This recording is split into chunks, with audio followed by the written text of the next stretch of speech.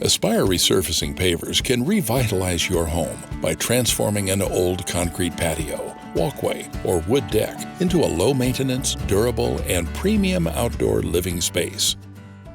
Before beginning the installation, remember that Aspire Pavers should be installed in accordance with your local building codes and the installation guidelines. As always, consult with a professional before installing.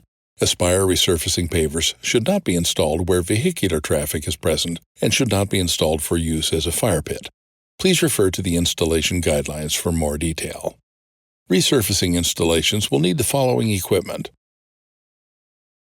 Colors can be mixed and matched to create a truly unique design. Customize the project even more with one of many possible patterns, most commonly the herringbone, basket weave, or running bond.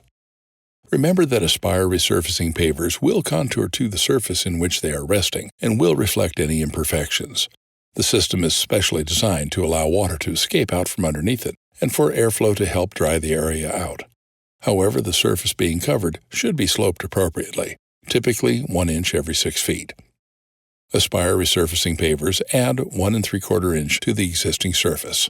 Door and other thresholds must be able to support the added height. You are now ready to begin the installation. First, choose your starting point based on the project dimensions and desired look, keeping in mind any cutting that may need to happen. Begin by laying a handful of Aspire patented installation grids in the arrangement that matches your pattern to ensure pavers overlap grids in both directions. Bring over grids full of pavers, dump them next to where they'll be placed into the grid, and place the empty grids into place. If mixing colors, bring over the ratio of colors being used. Make sure they are overlapping the grids in both directions. This is how you connect all the grids together. Depending on your pattern or when you get to edges, you may need to cut your grids or pavers. If using a miter saw, it works best to place the paver on a grid while cutting it. This allows the person cutting the product to both have more support in holding the paver and keeps their fingers farther away from the blade. Short, quick motions with the miter saw work better. Slow, continuous cuts may cause binding and warping of the blade.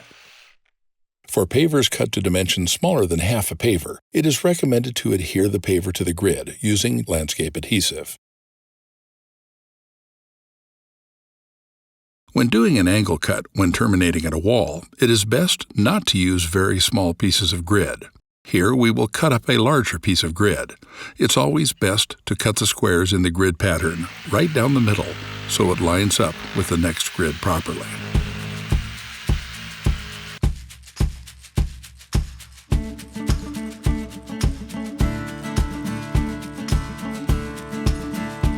You might trim grids to make sure that you don't have too small of sections of grid, especially on the edges, but really anywhere.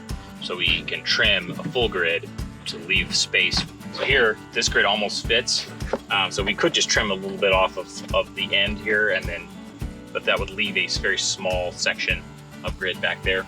So what we're gonna do instead is we're gonna trim this grid in half to make sure that it still fits along these squares.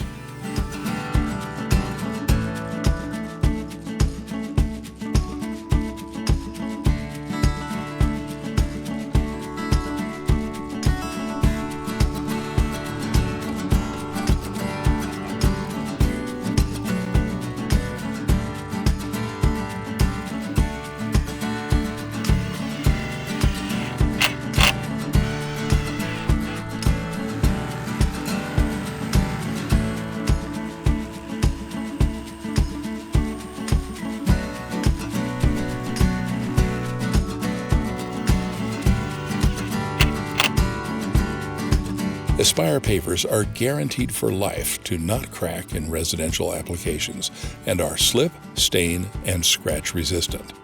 They are also low maintenance, requiring no sealing, and have no chalky efflorescence. The best part is that you have helped the environment. Manufactured in the U.S. and made from recycled tires and plastics. This 650 square foot project prevented approximately 225 tires and 6,500 plastic containers from entering our landfills. You are now ready to enjoy your low-maintenance Aspire paver patio.